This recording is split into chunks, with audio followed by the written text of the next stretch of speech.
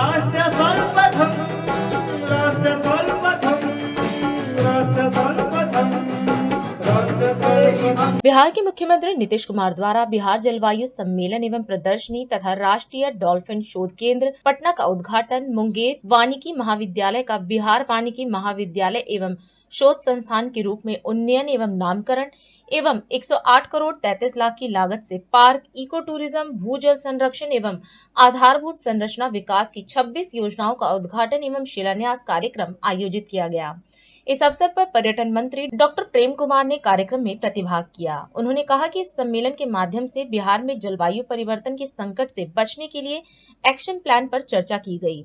वहीं पर्यटन मंत्री ने बताया कि यह सम्मेलन नवीन जलवायु वित्त तंत्र बनाने, ऊर्जा परिवर्तन को प्रेरित करने और मजबूत सार्वजनिक निजी भागीदारी और बहुधारक जुड़ाव के माध्यम से न्यून कार्बन मांगों को संधारित करने के सामूहिक प्रयास का प्रतीक है। यह जो बिहार की धरती पर आज हम सब बिहार जलवायु सम्मेलन के माध्यम से आगे का एक्शन प्लान बनाने जा रहे हैं, उस पर आप विस्तार से चर्चा करेंगे ताकि आने वाले समय में अपने बिहार राज्य को कैसे, जिस तरह पूरी दुनिया में आज जो संकट आया है जलवायु परिवर्तन का, उससे बिहार में छूता नहीं जाकर के। और मुझे खुशी से बात की है जाकर कि आप सब चलकर यहाँ पर आए हैं और बिहार जलवायु सम्मेलन प्रदर्शनी में आप सबों का स्वागत है। यह एक अग्रणी सभा जहाँ हम जलवायु परिवर्तन की चुनौतियों के बीच बिहार के लिए एक अनुकूल समृद्ध भविष्य तैयार करने के लिए इकट्ठा हुए हैं।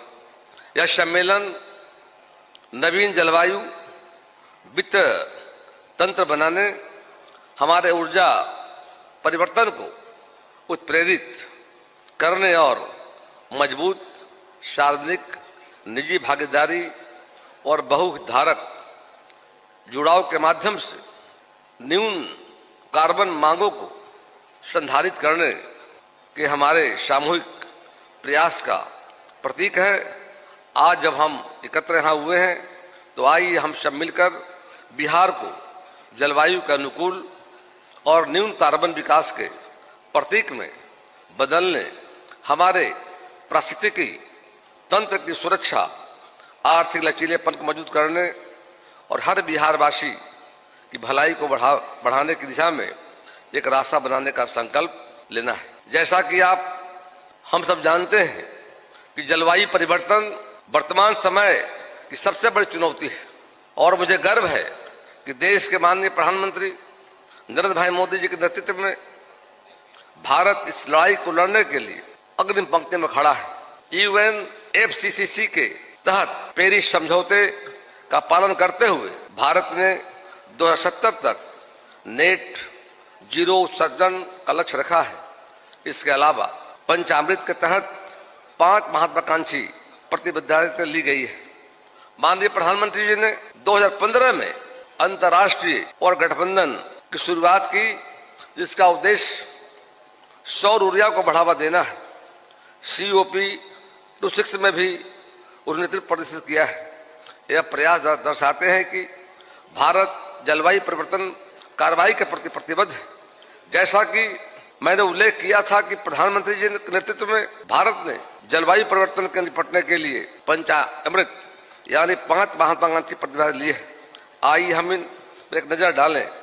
2030 तक भारत की गैर जीवाश्म ईंधन क्षमता को 500 गीगावाट तक पहुंचाना, 2030 तक 50% हरित ऊर्जा की आवश्यकताओं को पूरा करना, 2030 तक कार्बन उत्सर्जन को कम करना, 2070 तक नेट जीरो उत्सर्जन हासिल करना, सतत रूप से विकास के लिए हरित हाइड्रोजन का उपयोग करना। ये जो पंचामृत की चर्चा हम कर रहे थे, ये पंचामृत प्रतिबद्धताएं भारत के लिए एक हरित और सतत विकास की ओर अग्रसर होने का मार्ग प्रशस्त करेगी। हमें माननीय प्रधानमंत्री जी का साथ देना है और हम इन लक्ष्यों को प्राप्त करने के लिए कड़ी मेहनत करनी है। जब इस जलवायु परिवर्तन पर कार्रवाई की बात कर रहे हैं तो मुझे इस बात की खुशी है कि बिहार के माननीय मुख्यमंत्री नीतीश कुमार जी के नेतृत्व में इसका उल्लेख करना आवश्यक जाकर के। श्री नीतीश कुमार जी के मार्गदर्शन में बिहार सरकार ने राज्य में जलवायु परिवर्तन अनुकूल को बढ़ावा देने के लिए कई पहल की है। हरित ऊर्जा को बढ़ावा देना, वन और जैव विविधता संरक्षण शामिल है। जलवायु परिवर्तन पर कार्रवाई हेतु बिहार के माननीय मुख्यमंत्री नीतीश कुमार जी के प्रभावी नेतृत्व की चर्चा करते हुए मैं बिहार सरकार द्वारा शुरू की गई जल जीवन हरियाली मिशन योजना का जिक्र छोड़ नहीं सकते। इस योजना के तहत पेयजल, स्वच्छता और वृक्षारोपण जैसे क्षेत्रों पर ध्यान केंद्रित किया गया है। 2022 तक सभी परिवारों को नल से पानी उपलब्ध कराने का लक्ष्य रखा गया है। यह योजना जल संरक्षण, स्वच्छ पर्यावरण और हरित आवश्यक बढ़ाने में मदद करेगी। बिहार के पास सतत विकास और जलवायु अनुकूलन को साथ साथ चलने की दुनिया को एक उदाहरण दिखाने का एक अनूठा अवसर हमारे लिए है। आइए हम सभी मिलकर भविष्य की पीढ़ियों के लिए एक हरित अधिक समृद्ध बिहार बनाने के लिए शक्ति संग्रह करने। बहुत धन्यवाद। जय भारत, जय हिंद, वंदे मातरम। राष्ट्र सर्वप्रथम, राष्ट्र सर्वप्रथम, राष्ट्र सर्वप्रथम, राष्ट्र सर्वप्रथम।